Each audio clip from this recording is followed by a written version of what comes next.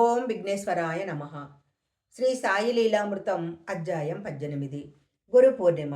1908లో ఒకరోజు పండరీ నుండి వచ్చిన కృష్ణాజీ నూల్కర్ చావడిలో ఉన్నారు. బాబా శ్యామతో ఆ ముసలయ్యను దిని వద్ద స్తంభాన్ని పూజించుకోమని చెప్పు అని అతడు చెప్పి రాగానే, మీరంతా కూడా చేసుకోకూడదా అన్నారు. అప్పుడు వారు, దేవా, మీకైతే చేస్తాం కానీ స్తంభానికి ఎందుకు పూజిస్తాము అన్నారు. మొదట అంగీకరించని బాబా శ్యామ పట్టుబట్టిన తర్వాత ఒప్పుకున్నారు. ఇంతలో నూల్కర్ పంచాంగం చూస్తే నాడు గురు పూర్ణిమ. తాత్చా, దాదా కేల్కర్, శ్యామ మొదలైన వారు సాయికి దోవతులిచ్చి పూజించారు. అప్పటినుంచి షిరిడీలో గురు పూర్ణిమ చేసుకోవటం ఆచారమైంది. సాయి నోటి మీదుగా భక్తులకు చేసుకోమని చెప్పిన ఉత్సవం ఇదొక్కటే.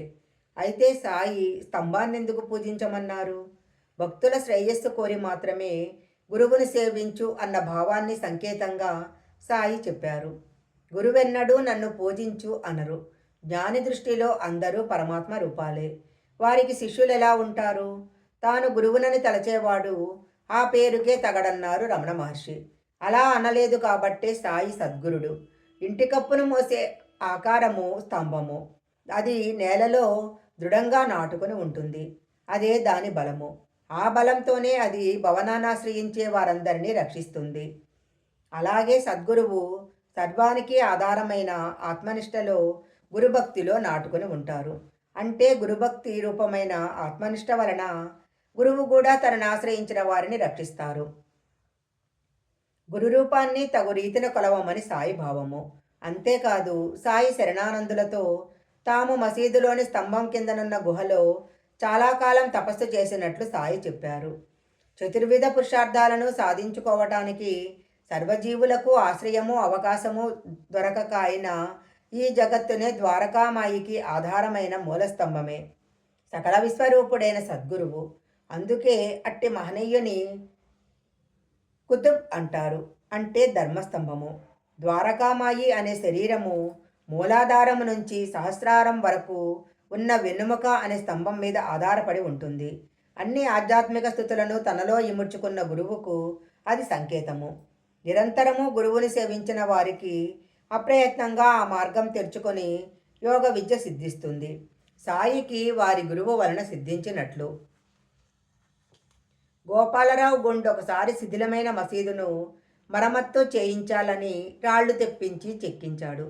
ఆ తరువాత ఆ పని నానా చందోర్కర్కు నేల చదును చేసి బండలు పేర్చటం కాకాదీక్షితుకు అప్పగించారు. మొదట శ్రీ సాయి అందుకు ఒప్పుకోలేదు. మహల్సాపతి ఎలాగో ఒప్పించాడు. సాయి చావడిలో నిద్రించిన రాత్రి మసీదులో నేల బాగు చేసి ఎత్తైన పీఠం అమర్చారు. అప్పటినుంచి సాయి గోనె మీద కూర్చోవటం మానేసి దానిపైన కూర్చోవటం ప్రారంభించారు. 1914లో భక్తులు ఎంతో శ్రమపడి మసీదు ముంగిట బాగు చేశారు. మొదట అది చాలా చిన్నదిగా ఉండి భక్తులకెంతో ఇబ్బందిగా ఉండేది. దానిని పెద్దది చేసి పైన కప్పించాలని కాకా దీక్షిత్ పని ప్రారంభించాడు. రాత్రంతా కష్టపడి భక్తులు కమ్మలు నాటారు. ఉదయాన్నే చావడి నుండి వచ్చిన సాయి అది చూసి కోపించి ఆవేశంతో ఇద్దరు ముగ్గురు కలిసి గాని నాట నలవి కాని ఆ కమ్మెలను ఒక్కరే పీకి పారేశారు. ఆయన ఒక చేత్తో కమ్మె పెరికి వేస్తూ మరొక చేత్తో సమీపంలోని తాచా పాటిల్ గొంతు పట్టుకున్నారు. అతని తలపాగా బలవంతాన లాక్కొని దానికి నిప్పట్టించి ఆ కమ్మె పాతిన గుంటలో వేశారు. కోపంతో సాయి కన్నులు ఎర్రగా అగ్ని కణాల్లాగా వెలిగాయి. అందరూ భయభ్రాంతులై చూస్తుండగా సాయి తమ శరీరంలో నుంచి తమ జోబులో నుంచి ₹1 నాణెం తీసి భగవదర్పితమన్నట్లు గౌరవంతో ఆ గుంటలో వేశారు. అంతసేపు ఆయన తాచా గొంతు విడిచిపెట్టలేదు. తాచా భయంతో వణికిపోతున్నాడు. అతనికేం జరగనున్నదో ఎవ్వరికీ అంతుబట్టలేదు. జోక్యం చేసుకోవడానికి ఎవ్వరికీ ధైర్యం చాలలేదు. చివరకు ధైర్యం చేసి వారింపజూసిన బాగోజీని బలంగా నెట్టి అతని మీద ఇటుక ముక్కలు విసిరారు సాయి. కొంతసేపటికి ఆయన శాంతించి ఒక చక్కని దుకాణం నుంచి జరీ తలపాగా తెప్పించి తాచా తలకు చుట్టారు. అది చూసి భక్తులు ఆశ్చర్యపోయారు. చివరకు మసీదు మరమ్మతులన్నీ సక్రమంగా పూర్తయినప్పుడు సాయి నీమ్గా వెళ్ళారు.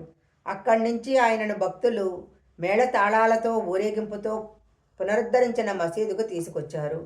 ఈ కట్టుబడి చేసిన వారిలో కొండాజీ, గాబాజీ, తుకారాం అనే ముగ్గురు సాధకులు వడ్రంగి కుటుంబానికి చెందిన వారు ప్రధాన పాత్ర వహించారు. శ్రీ సాయి లీలామృతం అధ్యాయం 18 సంపూర్ణం.